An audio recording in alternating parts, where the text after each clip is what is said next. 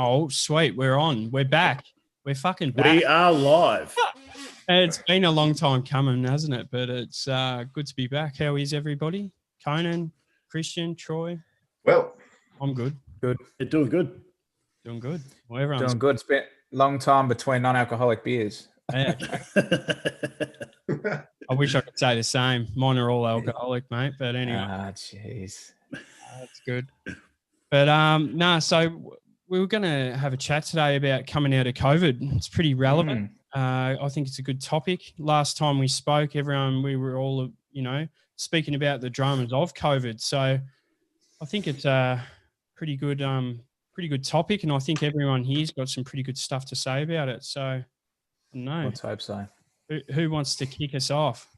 Yeah, well, I sort of look at it as like the social anxiety. Even people that didn't have it before may find they're actually having it now. They've been in their safe haven, they've been locked away at home, and now they're coming out of it. So I think understanding a little bit about that's a good idea. So I like to look at it as there's three sort of sides to that. There's behavioral. Yeah. So like avoidance, so avoiding going to somewhere.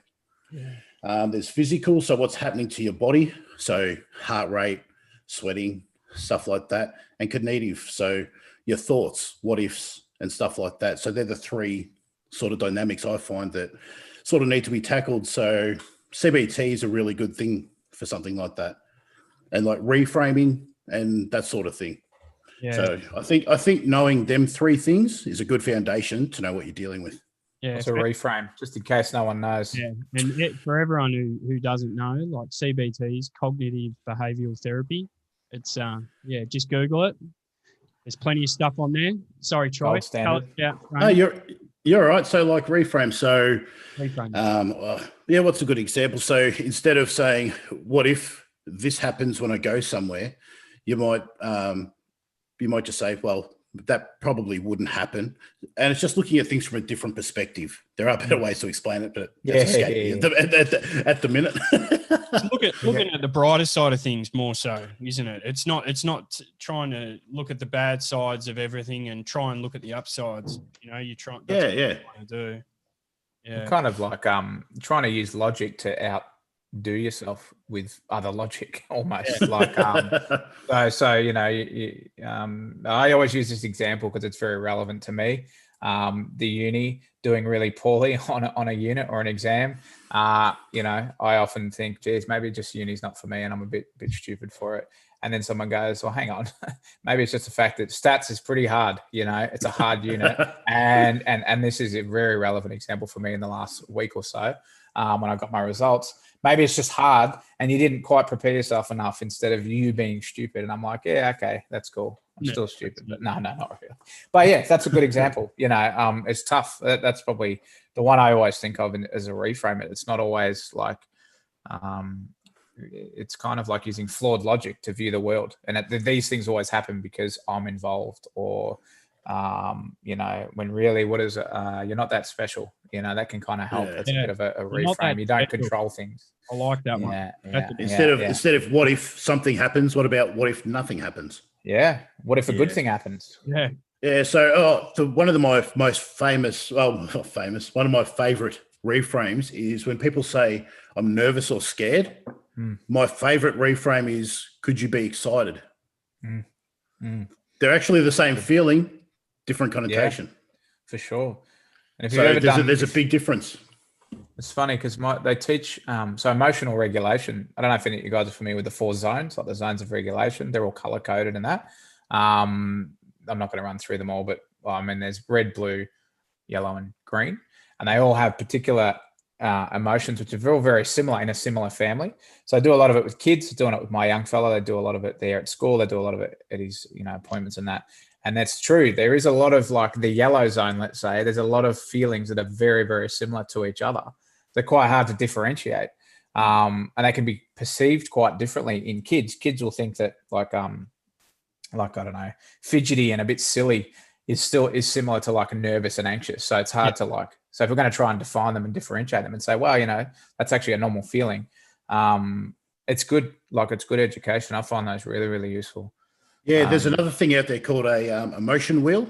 So for most people coming out of complex trauma or that have any sort of trauma, where if somebody asks you how are you, it's good, bad, sad, happy. They're the main four. You basically won't get any other four out of people like that. Yeah. So there's a thing called emotion wheel, and it's got your four, and then that breaks off into like a pie chart of all these different ones, and then that breaks off again, and it gives you, I don't know, 100 or so different emotions that you probably are actually feeling instead of just one of those four.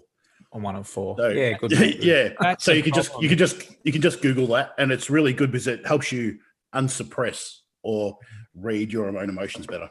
That's what people struggle with, isn't it? Like they feel an emotion, they think it could be, something bad, but a lot of people don't realize like it is natural to feel these things. It would be unnatural if you didn't feel these things. So, it's just how do you control them?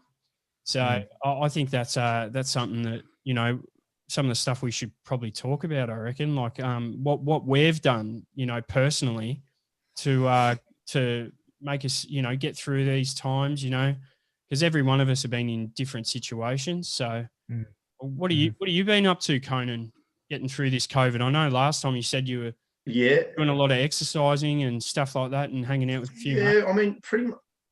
Yeah, I just want to say I've been taking some notes here, and everything what everyone's just said is like totally relevant.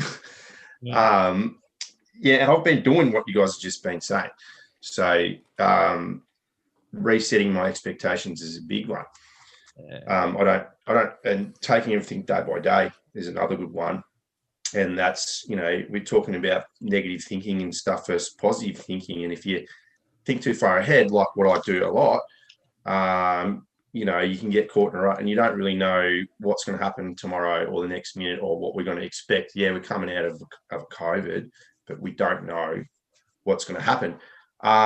So lots of reframing, glass half full thinking all the time as much as possible. And there's been some benefits of change. So one of them is gyms open, and pools open. So I'll try and go to the pool nearly every day. Which I really missed and really hurt my mental health not having that, and I couldn't replace it properly. So getting back into all those things that used to keep me going that are now available, most of them. Changing habits like drinking less, coping habits, drinking less, smoking less, things that I thought would help me get through COVID that did only work for about 2 or 3 months and then took me in the wrong direction. So changing any of those things. And I just want to say one more thing. We're talking about the anxiety of coming out of COVID. Mate.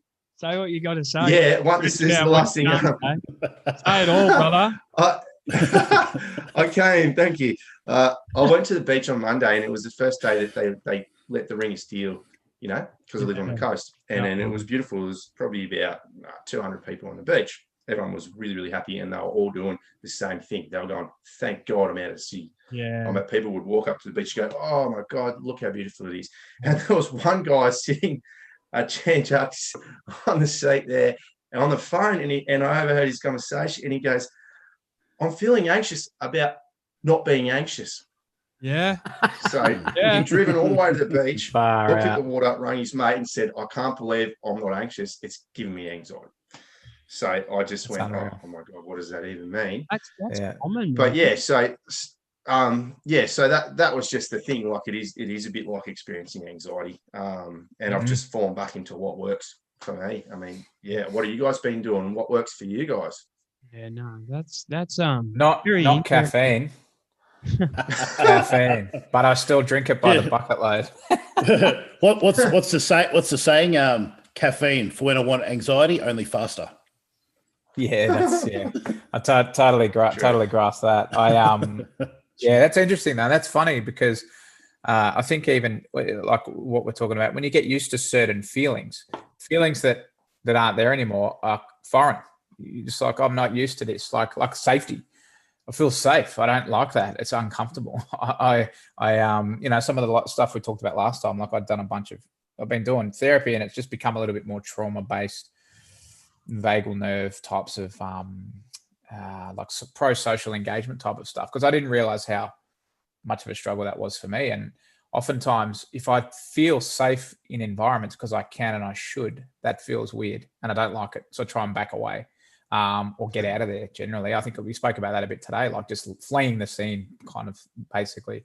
And it's weird. You've got to like get used to being able to tolerate the sensation, because that's really all it is. It's a sensation. It's a feeling. It's not, it's not going to kill you. You're not going to die, even though it feels like it sometimes. If anyone has suffered, anxiety attacks or panic or any of those things, it does feel like you're going to die. You're going to stop breathing and you're going to die right there. And then you start hyperventilating, and that obviously causes you to get more anxious and hyper aroused and stuff. But I've found that, where was I going with that? I think I found that, you got to learn to tolerate them because, and I've found, especially like the caffeine stuff, I notice, like I've said that to my therapist before, like I know that I drink way too much caffeine. It doesn't help my anxiety, but at the same time, I like coffee. So I just try and do things like, it's like throwing petrol on a fire. It's just kind of one of those things that I probably rely on a bit. When I get excited, I want to drink coffee. When I get tired, I want to drink coffee. When I get it's just a kind of go-to thing. I think I used to be very much like that with drugs and alcohol. If I'd get hyper aroused and a little bit excited, a little bit yellow zone for anyone who's looked up the zones of regulation, I'd want to go out and just start smashing booze, smashing drugs, and just being an absolute dickhead. So I found that that's still there. I went and did a San Pedro ceremony about a couple of years ago now, 3 years ago, up in a forest in Malden somewhere. And it came in, the guy who brewed the cactus and that, and it's a whole sacred ceremonial thing and all of that. And I did it with a mate of mine, and I said, we left the weekend. He said, how was that? And I said, man, I haven't changed at all. So I took as much of that shit as I could possibly get into my system. Said, come on, mate, bring it. Just bring it. I'll take it, all of it. Like whatever you got, I'll have it all. So I find that I still fight against a lot of those kind of reach like the pinnacle of the emotional spectrum that I have. And sometimes I really have to be aware that it's there. So I use CBT as well, and probably breath work, just trying to really get myself out of those positions. But yeah, that's kind of what I've been doing. And sleeping. Sleeping's a coping mechanism for me. It really is. Like when I get stressed, I've had a few things to deal with today. I get really tired, and all I want to do is go to bed, and sleep it off. Like I've used that for years and years. So that's pretty much like it's probably a better coping mechanism than other things that I've done before. Yeah, but I find sleeping is really therapeutic to reset the central nervous system. Yeah, it calms you down, gives your body a break, lets you reset, as you just said. It is. It's healthy, but then you just, at least how much you're doing, because you don't want to be sleeping 20 hours a day. But I used to. Yeah, there you go. I think as soon as something starts impacting your life, that's when it becomes an issue. For sure. Yeah. So I used to disassociate into my phone when I was really stressed, or scrolling, nothing. Disassociate into books, into TV, all that sort of thing. And the thing that I struggle with is, like you said, he was getting anxious about being anxious. I didn't know it at the time, but most of us out of complex trauma or BPD, stuff like that, your emotions are all extreme, up and down. Your whole life is high and lows. You're always searching for that next high. And then when you're up high enough, you self-sabotage so you get the low so you can chase the high again. Mainly because normal people live on a flat plane like this and being content. But we're chasing happiness. Happiness is always up high, instead of being content. So when we come down to content sort of naturally, we don't like that because it's boring. If anybody says they're bored, this is what they're talking about. They're hitting the content bit for a little bit, and they don't like it. So next, the self-sabotage comes, so you can drop down, so you can search for that high again. And that it's important to get used to that content bit, which I probably would call now, looking back, was my anxiety bit. Because I know now that if everything's going sweet, then, drugs, alcohol, for me, I start to go, well, maybe I could do it again. Yeah. Start to justify that away. I'm okay. Yeah. So I've been clean for that long. I can give it another crack and I'll be sweet, because I want that Monday, Tuesday, Wednesday to be down here so that I can try and get them goals and be chasing something again. Yeah. So- Wow. So with the breathing work, I'll always be like, so I'm feeling content right now. Okay, I'm starting to feel destructive, or what I'd call sort of anxious for me. Mm. So then I breathe, ground myself, and I think to myself, which reality am I in right now? This one. I'm not in what if. I'm not in should, could, would. I'm not in any of them. They're all bad words, you know? So as soon as I start feeling like that, ground myself. There's lots of mindfulness techniques you can use for that. Yoga, especially. Gym. Gym is one of my big go-to. I'm lucky that I have a gym. Because when you look at anxiety, at the behavioral stuff, so, well, all of it, okay, what happens? Your heart rate goes up, you start sweating. What happens when you work out really hard? Your heart rate goes up, you start sweating. Yeah. It's hard to breathe, both anxiety with working out. So working out's very important to help regulate your emotions when you're doing that, because if you're getting really extreme bad anxiety, it can lead to a panic attack, right? Because your heart's getting faster, then you start thinking, oh no, I'm going to have a panic attack. Then you get more anxiety about having a panic attack. Yeah. But if you're used to your heart rate going 4,000 miles an hour because you've just deadlifted something massive, and that you're not going to die, you're not going to have a panic attack, so you don't actually stress about it, because the exercise has taught you that sweating, breathing hard, heart rate is okay. So you're not panicked. Yeah. Body. Yeah. Yep. Yeah. That's it. I mean, what I've been doing a lot of bit different, I guess. Like I haven't, I've just poured myself into work, and because the only thing to get me out of the house during COVID was work, and so I just smashed it. I just got right into it. Working flat out pretty much. Then doing this study, it's been harder for me. I've been on my own. You guys got to go back into class in the group, like probably last week, 2-3 weeks ago. Couple of weeks. Yeah. Yeah. So, but to be honest, like I've been quite productive. It's a little bit harder for me to grasp some of the stuff. So, I'm asking a lot more questions, but at the same time, I feel like I'm getting a lot of stuff done. Pouring a lot of time into the volunteer side at what I'm doing. And it's, paying rewards, so seeing big changes at the Cloverdale Community Centre where I'm at, and, being involved on their committee, which has been very, very humbling, actually, to be honest. Doing something I've never, ever had any sort of part to do with. So I'm learning something new every day, so, but, Good, man. yeah, it is. It's good, but at the same time, you start to get tired. And like, so for the last 3 months of doing this, it's pretty much a 6-day week. You haven't got any time to yourself. And then, you start getting tired, and I've noticed that. And anyway, so my sister and her partner and my little nephew, they asked me about going away for Christmas. What am I doing? And anyway, and I was just thinking about it. I'm like, I need a holiday. I think I spoke to a Christian about this a while back. I said, I can't wait for a holiday. And so when they asked, I'm like, yeah, you know what, I'm going to do it. So I booked a cabin up at this lake. So I'm going to be up there for Christmas, New Year's, and can't wait, mate. Take the PS5. Nah, fuck the PS5. I've got plenty of time to play that bloody thing. But how's that coming out of COVID? And I just get a PlayStation 5. Bullshit. I saw a couple of mates today say that. Thanks for the freedom, but I actually really want to go back into lockdown now. Yeah, but that's what I did take a bit of time out and had a good think about what it is. I know school's going to be finished soon. That's going to be I don't know, Christmas time. I think you said Christmas. Yeah, Christian. Yeah. So I mean, that's another tick off the box that I'll be done with. Work.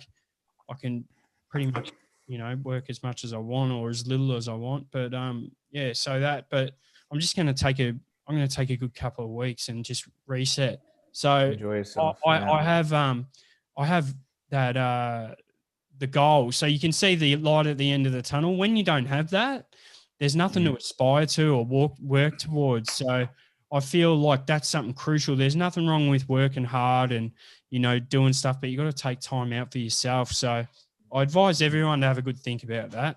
Anyone who's listening, Definitely. anyone who gives a shit, but, just actually sit back and just take stock of what's going on.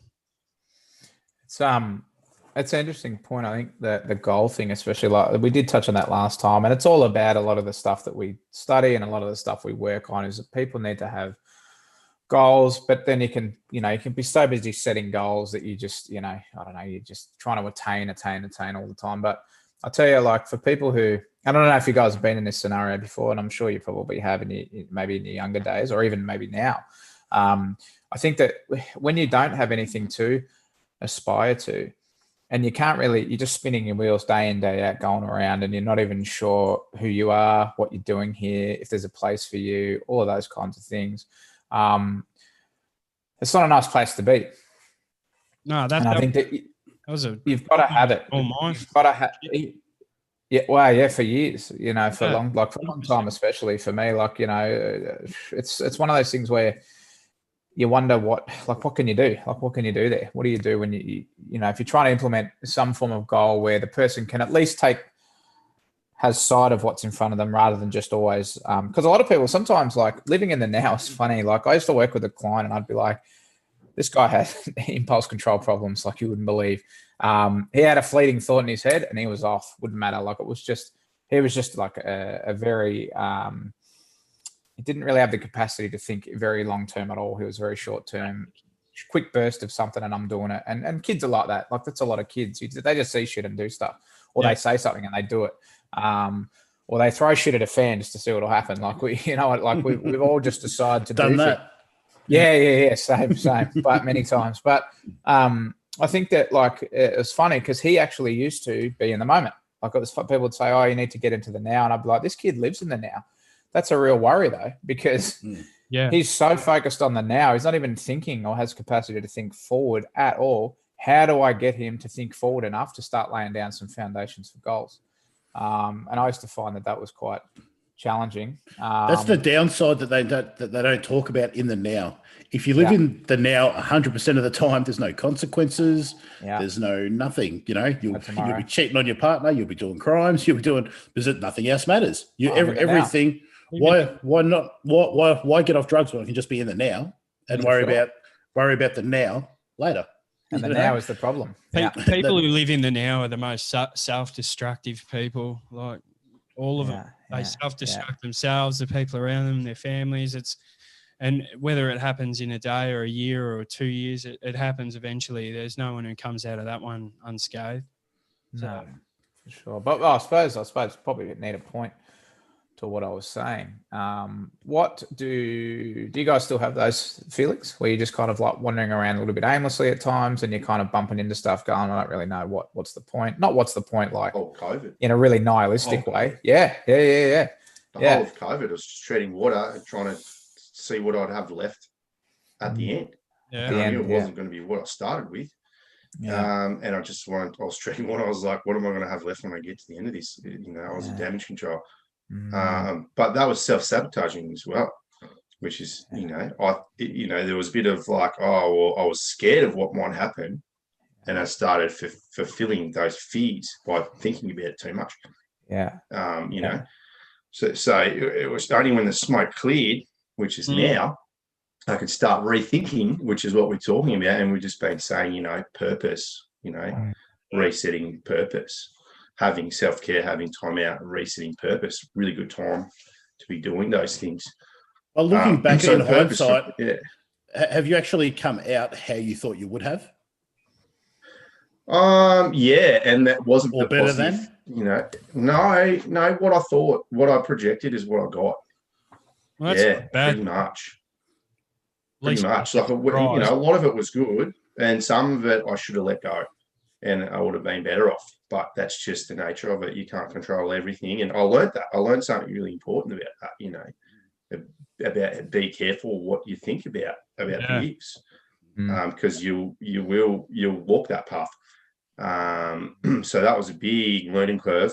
But there's a good reframe for you. Yeah, totally. It's not what bad did happen. It's what you learned from it. Yeah, I was just that's right. So exactly.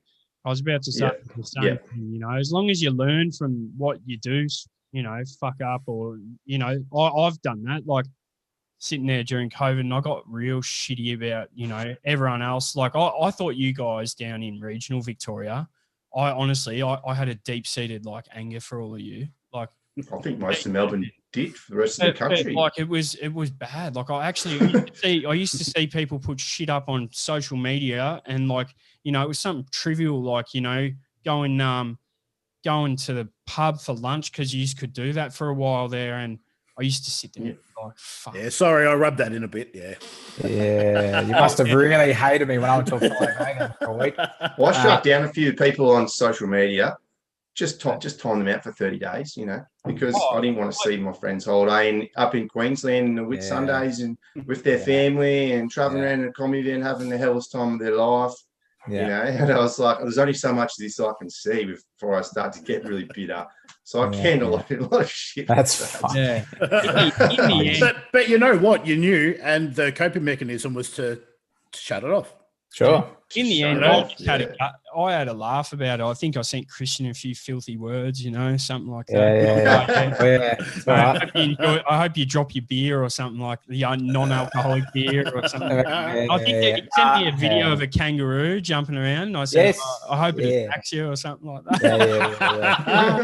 Like, it's all in fun, but you know, like it's good to see people like. I mean, I'll be honest, I would have been doing the same shit if I was down in regional Victoria. So, but that's what I had to do. I had to sit there and go, well, what would you be doing if you were down there? But so yeah, that's a good thing. And you know what? It's funny how quick people's perceptions and all their everything changes. You know, like everyone up here in Melbourne and you know the metro areas should see them now. Everyone's walking around with a. You know, I even went to the Werribee Plaza the other day. You're not allowed to walk around with no mask, but so many people were. They were just thinking, "Oh, I'm out. I'm free." You know, yeah. And it's crazy, isn't it? It's like you know, like they're doing what they're doing them, and that's you know, I mean, some of them were probably doing it just to spite everyone, but you know, it's a genuine like you could see the difference in people, and it's just body language. Before you'd go to the supermarket and it was like it was chaos. Now it's back to normal. You know what I mean? End of days. Yeah.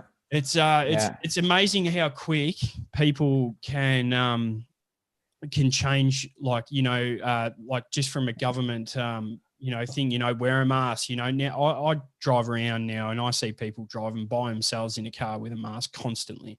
All the time.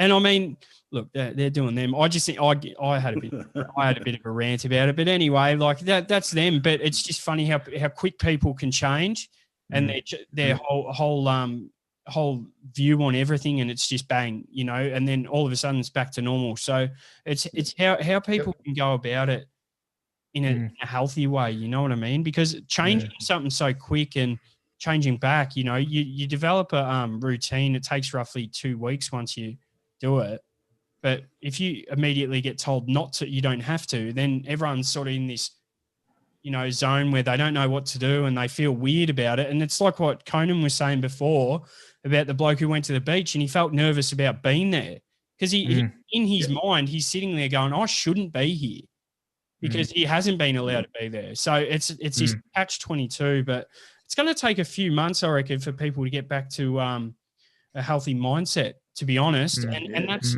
a lot of these people are going to need some help. So I definitely advise people to take up these like there's been letters going around. I don't know if any of you guys have, but I got a letter in the mail, and I think it's a really good thing that the members of Parliament and Scott Morrison, the Prime Minister, he's got his signature on it. So it's like explaining all the services for mental health. And this is in Victoria. I'm not sure if it's gone Australia-wide or not. I'm tipping it probably would have. But so it gives you all the services. I mean, a lot of them are phone-in ones, but, you know, also people need to know they can take advantage of these 20 now psychologist appointments that you can get through gaining a mental health care plan. And you just get one of them by going to see your general practitioner. So, I mean, it's not often you get – you know, you're looking at minimum of $2,000 worth of consultations there. So, you know what I mean? Take advantage of it, people. Why not? There's nothing wrong. 900 mil. They've just that was the number they quantified on the news before. 900 million. Nearly $1 billion. Yeah. Jesus. Yeah. So again, like it is, as long as, you know, and I think there's a real push to get more practitioners because we have the funding, but not the practitioners always, where you can't get into them. If anyone's tried to get into one, it's a very long wait, generally speaking. If it's a very short wait, you might be lucky, or maybe they're just not quite as competent as some of their peers. But once you get a really good therapist, you don't want to let them go, because as soon as you let them go, they've been swallowed up by someone else or 10 people behind you. So that's something that the continuity, I think, through COVID, like I'm not somebody, like we talked about last time, normalizing therapy is such an important thing. And, you know, we're all in therapy or have been in therapy, but I often would just go for a couple of sessions every year or so for a tune up. But when I really need them, I love the tune up. Yeah. It's a good, it is a good thing. But then I found that, well, exactly. Well, that's sometimes. right. That's great analogy. You know what happens if you done it. Great analogy. You got to check the oil. Yeah, wow, that's it.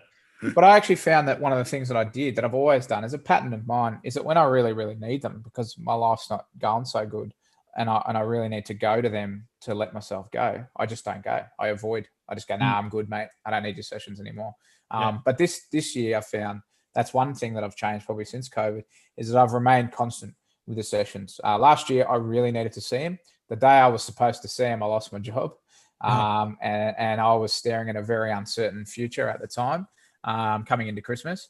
And I didn't see him. I just said, nah, I don't need you. And I kind of just avoided the whole thing. I think because I was, for various reasons, I think, Troy, you said something today that really hit home. I don't want to you go to therapy for therapy, and we're not supposed to, we're supposed to let our guards down. That's kind of the whole point. But that still takes a bit of time. And I didn't really want to let myself be too vulnerable, especially at that time, because I thought, shit, I've lost my job. I'm going to have to really pump myself up here and remain strong so I can forge forward rather than have this guy break me down or whatever the hell he's going to do. And then I'm going to go back vulnerable and I'm going to spend too much time living in it and whatever. Or not looking dumb in front of the therapist. I do that one a lot. One of that old chestnut, like, I better make sure, you know, because, you know, I've got to kind of put a good impression because the guy knows that I kind of work in this space and I'm studying and I better, you know, be smart about it. But a lot of the time, I think that stuff's hard to get past, but you really have to to do the real work, you have to be vulnerable to an extent. And that's hard for a man. And what we're probably, especially for evolutionary purposes, like we said about anxiety and things, they serve an evolutionary function. So they're not anything to be afraid of. They're there to give you alarms or bells or whistles or whatever. But I think for males as well, as much as there's a big culture shift towards normalizing therapy, and we're obviously trying to do that here, and the people that we know and the conversations we have are really, really great. But even still, there's that lagging little, don't break down too hard, mate, because, you know, you got to keep yourself together in front of this bloke, which I find really difficult to get past. I don't know if anyone else does. I can be vulnerable to a point, but also as well, there's only certain people that I'll really let go with, my wife being one of them, thank goodness. So I don't know what like, how far do you go being vulnerable before you go, that's probably enough. I don't want to be a mess on the floor. I've got to actually get up and live. It comes back to what you were saying too. You got to find the right person, and it does take the time, and sometimes it might take you 10 of those 20 sessions to even let that guard down. So you know, like, I think it just comes down to trial and error, but don't give up. That's my biggest statement for today. Don't give up. And do the stuff. If you get given, I can't believe how many people, we've all done it. I do it now still. Go to the physio. Go to the physio. Mate. I've done my calf. No worries. Let me do what I do here. But what I need you to do when you go home, I'm not doing any of that at home. This is why I come here. And no one does anything. And it goes on and on. And so how's your calf? It's still buggered. Have you done the exercises? Nah. Like, if you're not going to do the work, it's not going to get done. Same goes. I know what you're very similar. Mate. Yeah, it's very similar. And again, I'm guilty of it as well, but you really got to try and implement even the things we're talking about. You've got to really be able to if you've been given good information and it seems pretty legitimate and it can help you, you've got to practice it, because otherwise you're just not going to see any resolve or resolution. Yeah. 100%. So Well, yeah. Yeah, I did a post on my page, Complete Health Geelong, you know, and plug about that shit, mate. yeah, just plugging that shit about being weak. You know, people don't want to train with a bad back because they go, I've got a weak back. Well, it's not going to get strong if you don't train it. Yeah. It's the same as being vulnerable, you know. The key to being strong is being vulnerable, because you can only stay strong for so long, you know, and you get to a breaking point on that stress curve that I've spoken about before, you know. If you get past that stress curve, then your breakdown happens. But so you want to keep coming backwards and forwards and just pushing that envelope, but you need to come back and relax all the time too. But so if you look at that as you need to be vulnerable to a certain level to go forward, because you can't deal with anything if you're not vulnerable. Yeah. And that's when it comes back to that breathing with anxiety and stuff too, because you can't heal it in a stiff body. You know, if you're tense, there's stuff you're not dealing with. So you always need to come back to breathing, come back to nature. It's all that biological stuff. 100%. That's what they've been doing that shit for years, haven't they? Like all the Japanese and all that stuff, all the Buddhists, the monks, all them. They tell you what, they know their shit. You know, hey, it's just early psychology. That's all it is. But it's not working anyway. We know that already. The amount of people that try and suppress their emotions or not deal with the traumas that they've had is just destroying them, even in old age. Like the numbers of people who have come back from war, you know, 60 years ago that have destroyed relationships with their kids and their marriages, and all of these things will just compound and pile up. They get to the end of their life and they're not doing well. And and you know, you see so many of them that have just been strong for that long that the dam breaks, and then it happens. You know, there's nowhere else to go from there. It happens, and I did that. You know, I was you know, life wasn't the best for me growing up, but I was a fighter, and it was always strong. I was always strong. I never gave up. I always fought. I was always strong. It never showed any weakness. Never showed any any emotion if I could. And it lasted quite a long time. It got me till I was about 17, and then my body said, you know what, too fucking bad. You're done. You're done. Your nervous system can go bye-bye. So, you know, I thought everyone was telling me be strong, be strong. I was telling myself be strong, and it was working. But there's a breaking point, you know, and I didn't know that was possible. But it was just like my nerves went too bad, and I was literally standing up. The moment that it happened, I was given a speech to the class on a topic, and I started shaking uncontrollably. Wow. And I never shaken in my life. I had nerves of steel. And then at just one moment, the nerves went, and I couldn't get them back without years and years of really hard work. And you know, and that leads us into what we're talking about, is being comfortable with your emotion. So that's about drug addiction and stuff. That's about seeking services and also being vulnerable. It's okay to be comfortable being vulnerable. It's also okay to be comfortable to feel strong afterwards. That's right. And emotions can come and go. And the ultimate goal, you know, and I have not attained this or even come close, is to be comfortable in those emotions, and just they come, they go. I'm cool in this space. I'm safe, whether it's vulnerability or strength, or I've achieved something awesome or something terrible, it doesn't matter. If you can, and when people turn to drugs, is because they're not comfortable with their emotion in some cases, or how they're feeling, and they just want to break from it.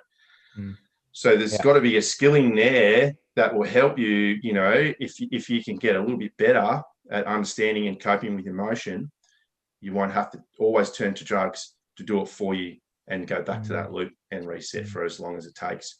So it's definitely a good thing to talk about and explore and to practice being better at, you know.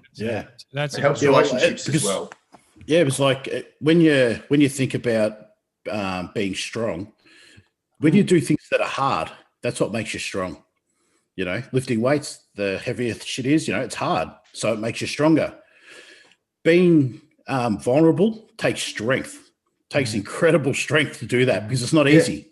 If it was easy, everyone would do it. It's not. It is extremely hard. So that's another reason why the more vulnerable you are, the stronger you'll be. For sure. Oh, and no one can help you if you're not honest. Like I can't help. Like and I'm still like it with my mates. So some of my really good mates I've known for a very long time. I'm still not totally honest with them about how I'm going. I won't tell them exactly what I'm feeling, what I'm dealing with. Even if I'm dealing with, no, you're good. Even if I'm awesome. That's Priorities. Awesome. We're going to be picking up in a bit, I think, anyway. If you're not able to go to people, when do you get to move through stuff? Like, it's not that there's certain things that even still would just be like, nah, I won't tell them because for whatever reason, I just don't think I can be totally vulnerable at this moment to this mate. But there'll be certain people that you will go to if you need to. But it's such a, I think there's actually a really great meditation I must recommend for everybody who tunes in or watching or whatever. But one of them, there's a particular meditation. I think it runs for about 9-10 minutes by a guy called John Kabat-Zinn, who's like just a master of trauma-informed mindfulness meditation. He's almost like, I think he's professor of psychology and a Zen master or something. Just a monster of a person. A monster. He's for lack of a better word, he's created a meditation called the mountain meditation, and there's a few on YouTube. I use one in particular. It's about 9.5 minutes. So it's his meditation, but it's read by someone else. And I use that thing every day, and I've used that now for quite a few years. There's a lot of the stuff we're talking about is very, very similar. That imagery around the mountain and how it represents stillness and strength and presence and being and all of those things, and all the seasons change around it, but it remains itself. That whole thing, that's kind of the crux of a lot of it. But I always find that if I do that every night, pretty much outside of my driveway, just to remind myself, anchor in, bring myself back, I can pretty much recite it word for word now. That's a really powerful way of kind of grounding yourself and getting into your body, and just trying to it takes practice. It's hard work to deal with your emotions. It's hard work to deal with crummy shit. If you're going to get strong and get good at dealing with problems, you have to face problems. There's no other way around it. We have to be faced with adversity, and because the organism is so complex, like our organism itself, the more complicated the organism is, the more problems there are going to be. That's just the nature of design or whatever. So even there's a book called Spiral Dynamics, which is like some life-changing work that really helps understand the nature of individuals and where they are sitting, and based on their level of development or whatever you want to call it. There's different ways of thinking about life in each one of those stages, and each time you move up a grade, let's say, there's more complex problems, but you're better equipped to deal with them because your thinking system and your thinking styles and ways of dealing with it are also better. And it's like people on the very, very poor people have a serious set of problems that they have to deal with, and they couldn't deal with the problems that somebody in the middle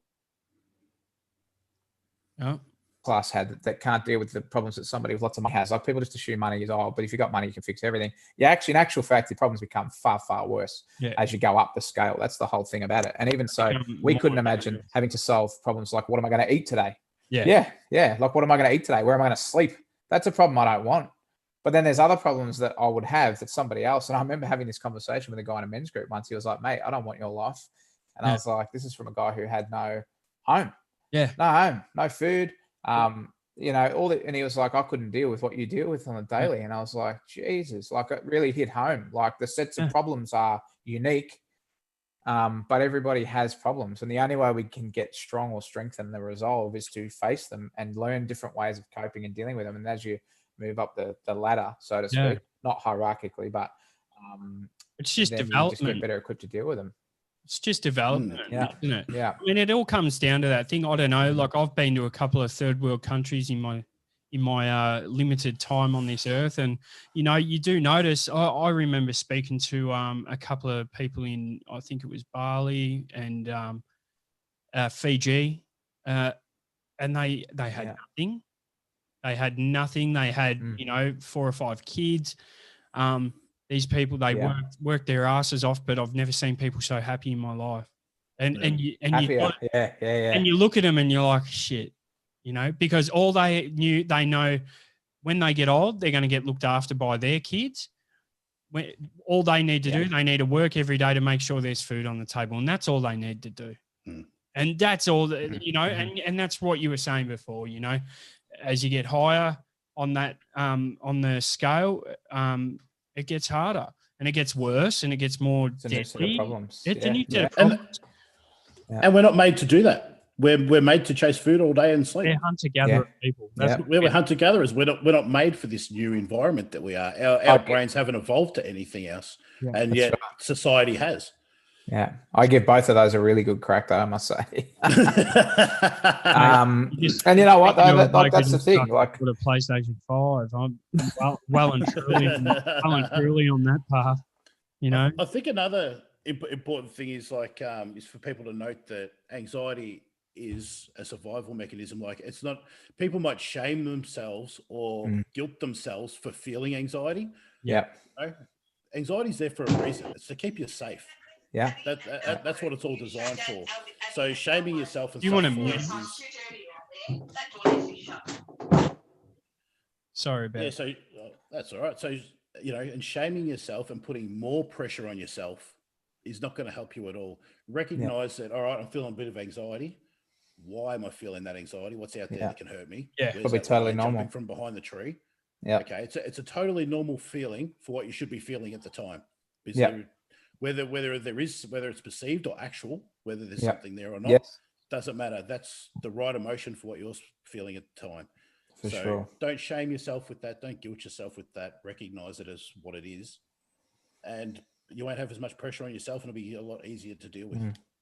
That's that's a brilliant thing, I reckon. I reckon that's pretty that's a solid thing to finish on, I reckon. I think so too. Because we've gone well over time, as we always do when we get four good blokes who just like talking about this sort of stuff. But yeah, Conan's gone off to speak to his young fella, which I don't blame him. I would have done the same. Me too. Yeah. I hope it goes well, and hope his little fella's doing good. But yeah, I think we all spoke about some pretty great things today, and I think a lot of people can take some of that stuff out because it's very important.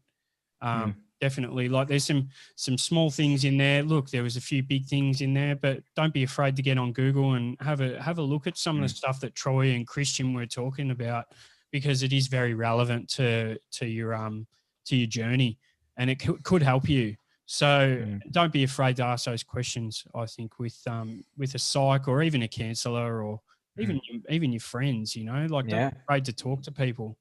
There's nothing wrong with a venting partner. Yeah, give people a chance. You know, it's people, when I was going through all my stuff, all the ones that I thought I couldn't talk to turned out to be the ones I could. 100%. I know that. They saved my life by me just going, screw it, I'm just going to lay the cards out and see what happens. I was amazed at the ones who actually picked up the deck. Yeah, wow. That's a good analogy. Yeah, for sure. But, you know, you've got to, I think eventually it has to come out somewhere, you know, and if you don't do it consciously and direct it where it needs to go, the shit will just start showing up in your life and destroying it in ways that you're not even sure why or how. So you've got to get it, you know, you've got to get it looked at. Yep. 100%. So that's good. That's good. And, you know, I think, as I said, I think it's important to note as well that, you know, for the four of us, we still face a lot of this shit as well. You know, that's the nature of life. There is no life without problems. It doesn't exist. That's right. Nobody's perfect. That's a very true fact there. So don't think you're the only one out there. All right. Yep. All right. So is that it? We are pulling the stuff, pin. gents. Yeah, pretty happy with that. Thanks everyone for coming. I hope everyone enjoyed the video. I'll get it up on YouTube for everyone as soon as possible, and make sure you go check out Troy's business. He's Complete Health Geelong. Get him on Instagram or Facebook. Is it, Troy? Yep. And Facebook and Instagram, and I've got a YouTube channel as well. And a YouTube. There you go. Look out. Yep. So we're all guns a-blazing here, and I look forward to speaking to everyone again. We'll hopefully get together a bit sooner. And, yes.